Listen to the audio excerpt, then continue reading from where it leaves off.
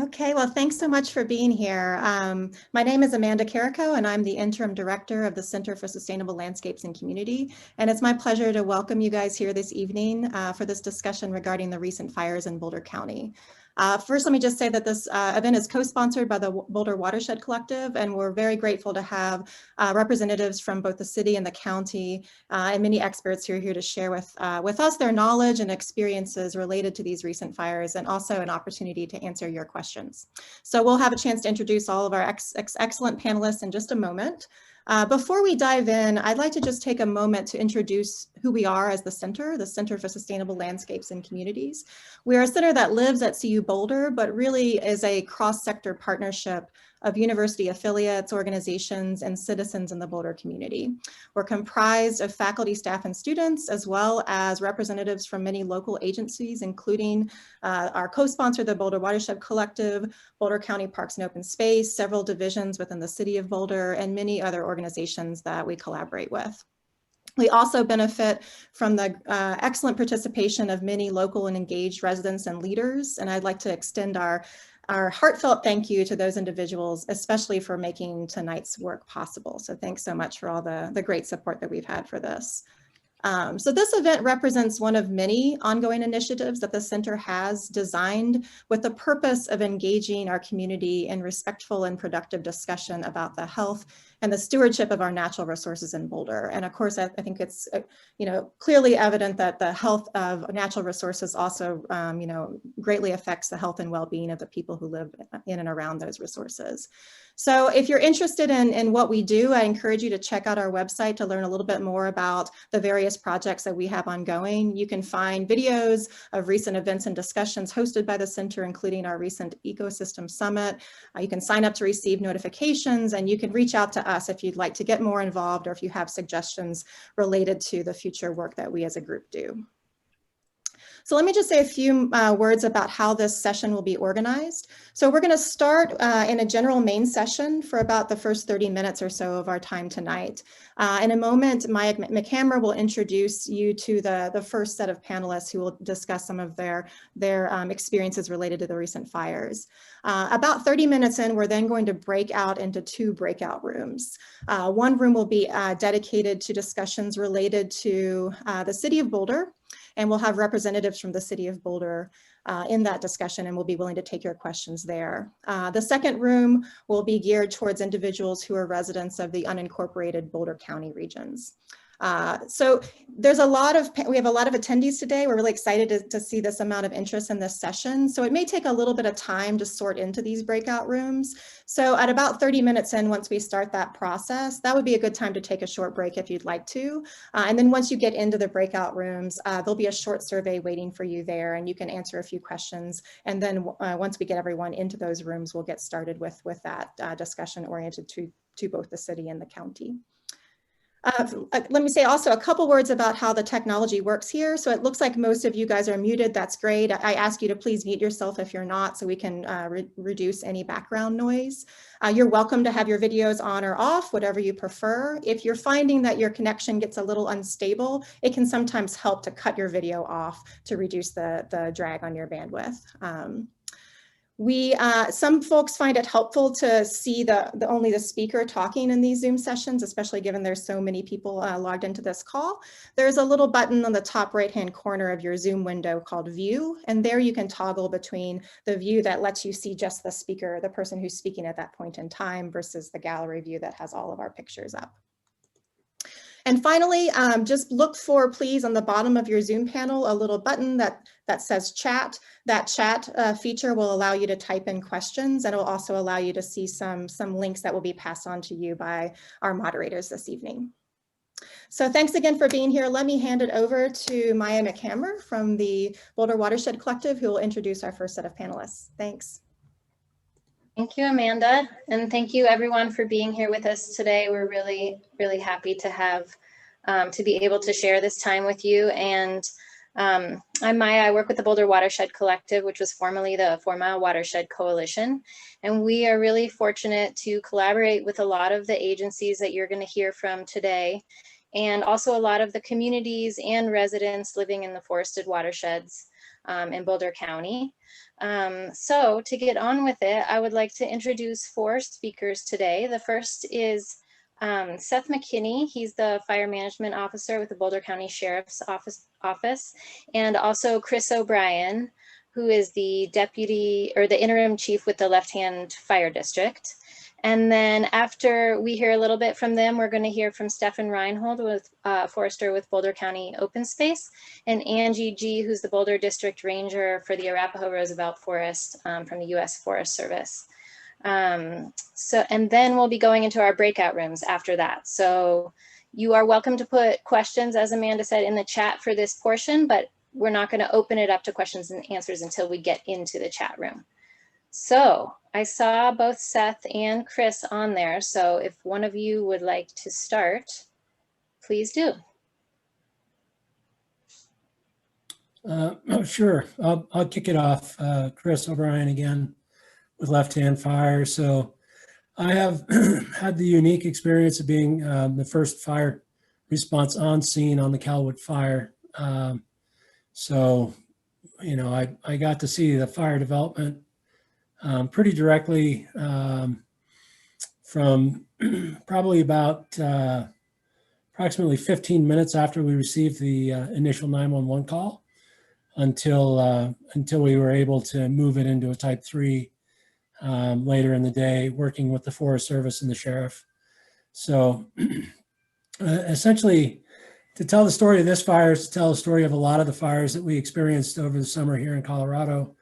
A lot of you remember that we had those kind of middle season fires that were particularly large, particularly active, and we got a lot of snow in September, and a lot of the management teams started believing that that could be a season-ending snowfall for these fires, which in fact wasn't the case at all. All I did was lay them down for a bit, but nearly every single one of the fires that was burning prior to the snowfall came roaring out after the snowfall, and came out in a fashion that was pretty devastating. Not only our fire, but Williams Fork, the East Troublesome, and the Cameron Peak fires all came back with a vengeance after that snowfall. There are a lot of factors for that, but predominantly the fact is that we were in a drought, and we've been in a drought for a long period of time, and weather and condition alignment. I mean, really and truly, we were getting very low RHs, warm temperatures, and high winds. So given those factors, when the fuels and the topography and the weather all kind of come into alignment like that, the fires become very active and become way more destructive, and far more destructive than we've seen in the recent past. So anyhow, in the case of the Calwood fire, the first phase of that fire, once we received the call, we responded immediately to it. I happened to get kind of fortunate as I was making a turn on my way up to Calwood. I saw an aircraft flying in the direction of Calwood. So I was able to talk to our dispatch center. They were able to talk to the dispatch center at Fort Collins and confirm that the aircraft was a fire aircraft that was in the area. And they were able to relay information that there was indeed fire on the ground there. And one of the requests was for them to actually drop what we call a pin on that, kind of a location on a map, so that we have a better idea of exactly where the fire is. As I got to the top of the ridge there going into Calwood, the initial report that we received was the fire was about an acre in size. When I got to the top of the ridge, I estimated the fire at about 5 acres before actually getting down to it. By the time I got down to the fire, about 5 minutes after that radio call, we're at about 12 acres. And the first pass that the aircraft made overhead, within about a minute or two of my arrival, we were at 40. So, you know, the fire growth was pretty phenomenal. The fire actually worked its way against the wind to the top of a knob, and as it got to the top of that knob, it realigned with the wind, And so it was working its way west against the wind. When it got to the top of the knob and realigned, it started east, and it started spotting into large timber stringers that had not been affected by the overland fire. So the initial request with the air resources was to try and steer the fire to the best of our ability into the overland fire burn scar. The problem with that predominantly was the wind, and what we were up against was pretty much straight westerly winds. At eye level on the ground, they were blowing about 40 miles an hour. The air attack, when he passed overhead, said that he was seeing about 58 knots, which is about 70 miles an hour. So you can imagine how hard that wind was pushing the smoke and the products of combustion that get caught up into the smoke, and throwing spot fire, hot embers out ahead, causing much more rapid fire growth and spread. And part of the problem too with the wind that we were facing was the fact that the retardant, which is typically fairly effective, the aircraft were concerned that it wasn't as effective as it could have been because the wind was pulling it apart. So it was kind of casting the retardant kind of broader than they like to see it cast. They like it to be more concentrated to be more effective.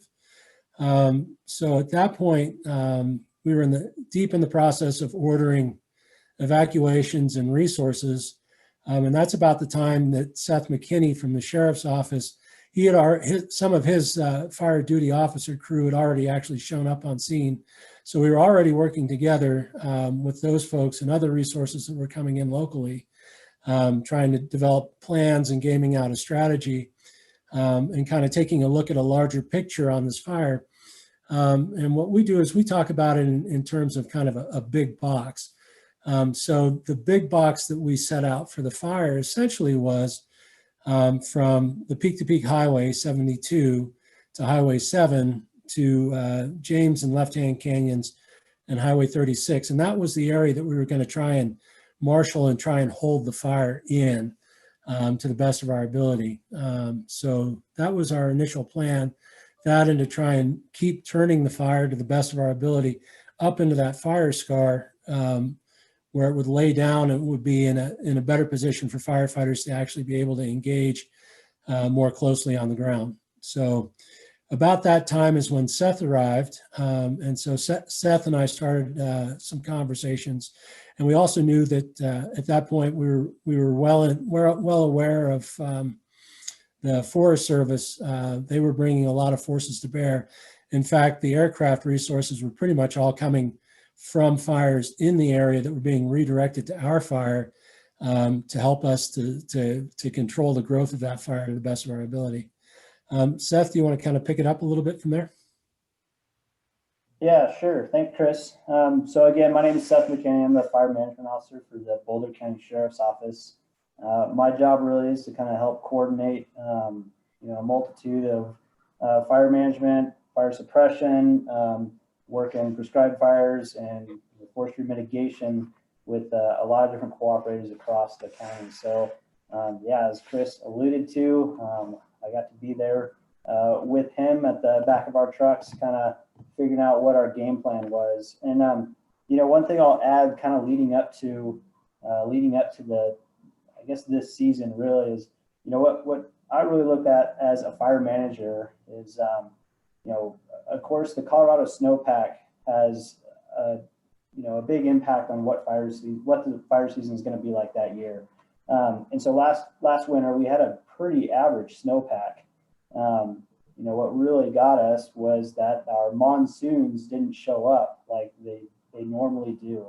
The monsoons typically come in June, July, sometimes early August, and they bring in a good amount of storms and moisture from the southwest.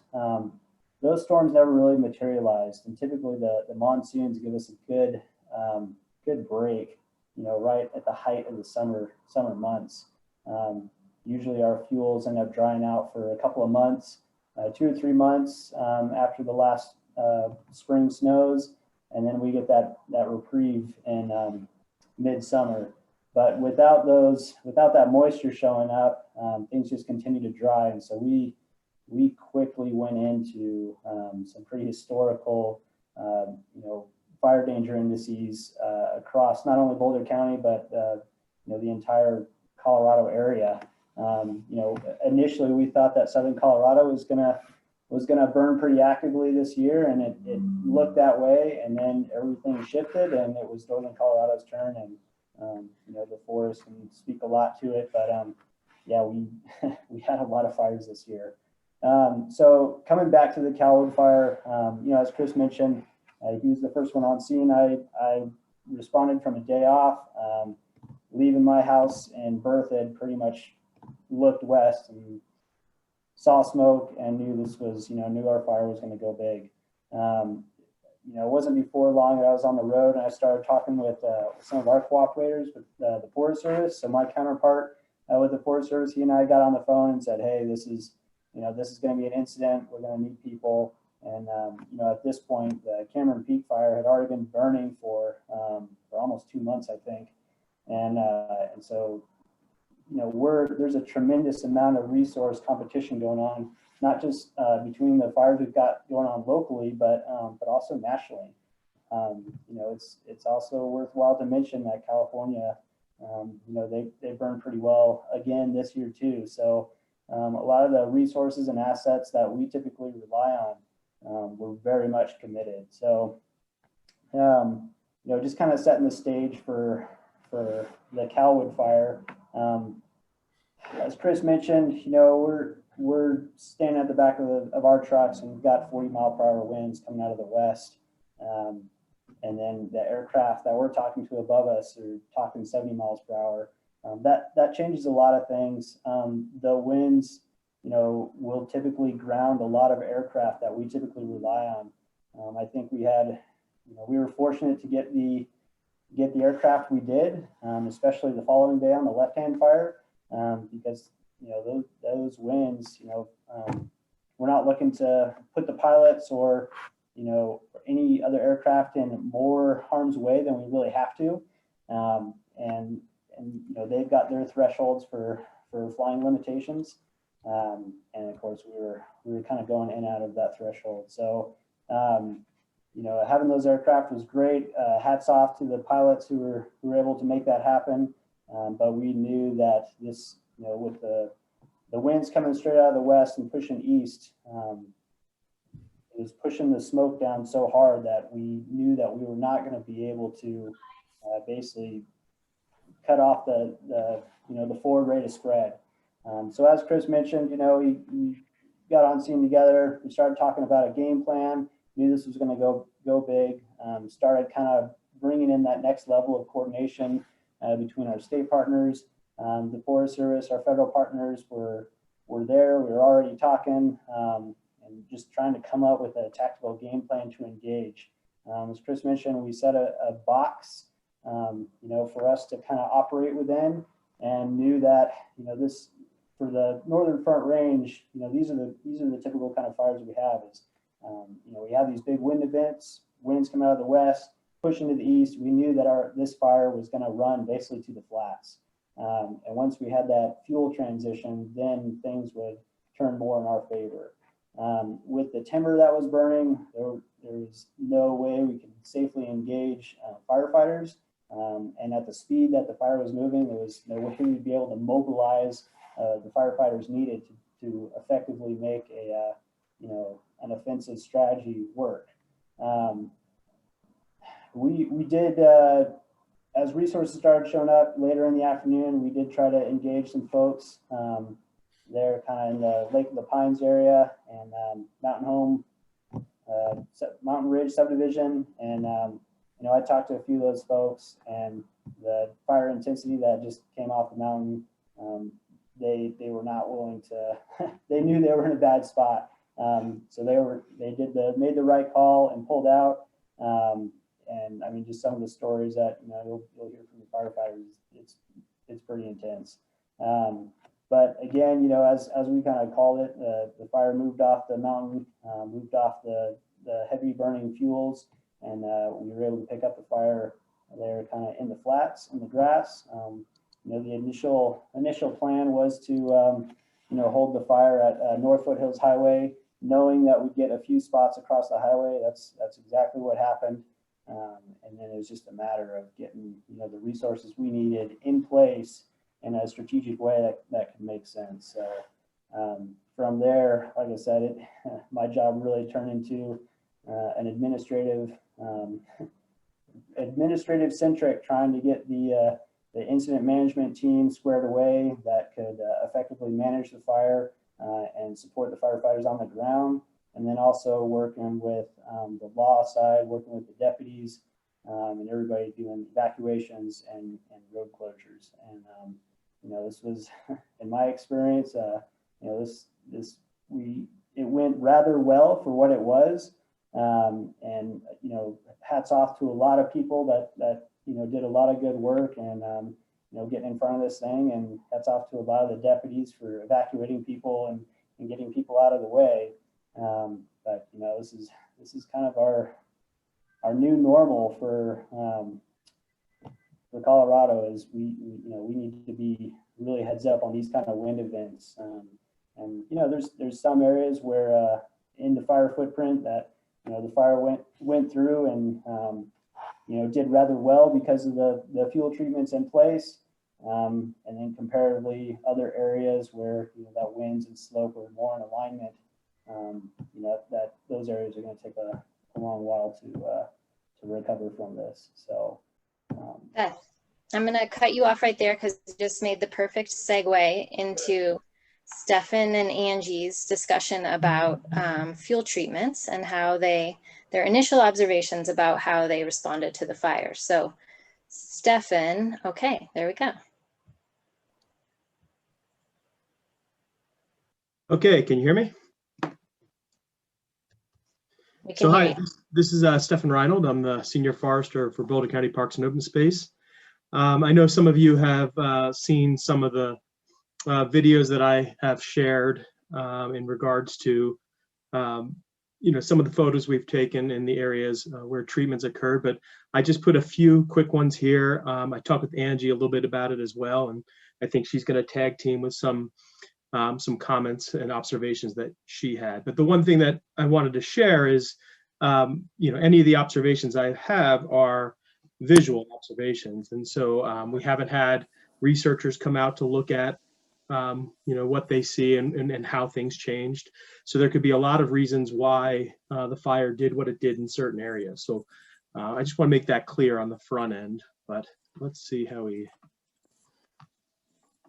Okay, so the first thing I wanted to show is, you know, the footprint of the fire. And obviously a good portion of this fire is on Boulder County Parks and Open Space land. And, you know, as it hit our land, we were obviously, you know, concerned about the treatments that we had done and would they be effective and what would occur.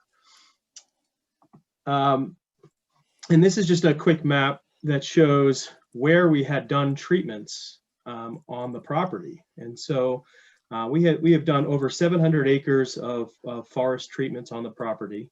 Many of these areas saw both treatments and prescribed fire that followed up the treatments that we've done. And the treatments are different. They're all based on the individual project that we were looking at. So some might be some pretty heavy thinning where others might not be as heavy. It was more trying to build structure on the landscape. And so the yellow treatment there was our most recent treatment that we used helicopters to remove the material. And again, I'm throwing together some quick slides here because obviously we're in the process of being pretty busy with what do we do post-fire. But this is a quick burn severity map. And burn severity maps this is soil burn severity. So it's not directly tied to the overstory. You could lose the complete overstory of trees and not have severe soil damage. So I just want to make that clear. This is more where soil damage was done. And I'm not sure, can you guys see my the pointer? Yeah. So so a lot of the treatments we did are along this what's marked on the map as 73J here. A lot of the treatments that we did were all kind of anchored off of this road, and you can see on either side the burn severities are a little bit less, and that's just one indication of something that might have led to some of the tree survival. But I'm going to show you some good things, because I think people need to know that we didn't lose everything. There are areas that we did treatments, and we're fairly confident that these trees will survive. Oops, put that one there. Some areas it burned, mostly on the north side. It burned similar to some of our prescribed fires, where even some trees that we would expected to have burned up and are still there and still alive. And so there's some good signs. And again, these are all the locations that we did treatments. Here's one of the trails going up. I think this is the Wapiti Trail going up towards the top. And we've done a lot of prescribed fire in that area. And again, survival. And a lot of this can be from the fact that we've removed, with prescribed fire, we actually removed some of the ground fuels that were there. And so the residency time of the fire in the area may not have lasted as long, so it didn't do as much damage. This is an interesting photo. It's actually a boundary photo, and it's a boundary photo that shows where treatment was not done and where treatment did occur. And you'll notice on the left, there's no needles left on the trees, but as it kind of hit the area where there was treatment, we still actually have needles on the trees. We have some green needles as well. And so we know that the treatments did change fire behavior. To what extent, we don't have all that information. Again, I think the researchers will be able to tell us more. But I thought this was a pretty drastic spot to see kind of where we knew treatment had been done and treatment had not been done. This is kind of another angle of it, more looking to the left, the kind of more open forest structure that we tried to create on this side. And then you can see kind of the dense, more dog hair on this side. So again, just showing you kind of some of the differences. But again, here's an area where we did a lot of treatment, and you can see the whole upper section of this slope died during the fire and lost the needles. So we know we're going to lose that. And so just because we did treatments doesn't mean all those areas survived. But we do know, again, that fire behavior had to have changed for there not to have lost the needles on the trees here. And then we have areas where, wow, we were like, this is a nice flat area, really open, and we lost everything. So, sometimes the topography and which way everything is moving is going to be the cause of the mortality, regardless of what we do. And so I think I just wanted to, again, just show you guys a couple examples of areas where treatments were done and there was some great survival. But for the most part, this was a pretty devastating fire. And, I think trying to figure out what we do next and how do we get, reestablish seed source, are there things that we can be doing moving forward. And Angie, I think you wanted to talk a little bit about some of the stuff that you saw more specifically on the left hand. Yeah, and thanks, Stefan. And I'll just add just a bit to Calwood. There you saw a lot of Stefan's pictures, but there's a couple of examples where you can see that fire does not respect property boundaries, right? It blows through county, it blows through Forest Service, it blows through private land, and it knows no boundary. But where treatments are following property boundaries, you can see a difference in the way the fire moved through the landscape and the level of mortality that we're seeing. And so I think it's just worth kind of acknowledging that, we need to work across boundaries if there is a treatment that needs to be done to change the way fire moves across the landscape or really make a difference. Otherwise, we'll see more examples like what Stefan just showed, where the county did a lot of work, backed up to the Forest Service, and there was no work done on the Forest Service side, and we had different levels of mortality.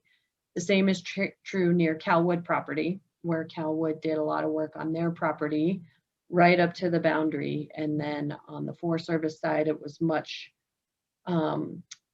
more dog hair like dense timber, and that burned really hot. There is nothing left of those trees there. So I had some pictures for left hand, but when I put them into a PowerPoint, they were really washed out by the sun the day that I took them. So it's really hard to actually see the different burn severities that are out there. But the left-hand fire did burn into one of our treatment areas on Forest Service under the James Creek decision, I think. And from just visual observation, that's just me hiking out on the landscape, looking at kind of where the boundary between where we treated and didn't treat.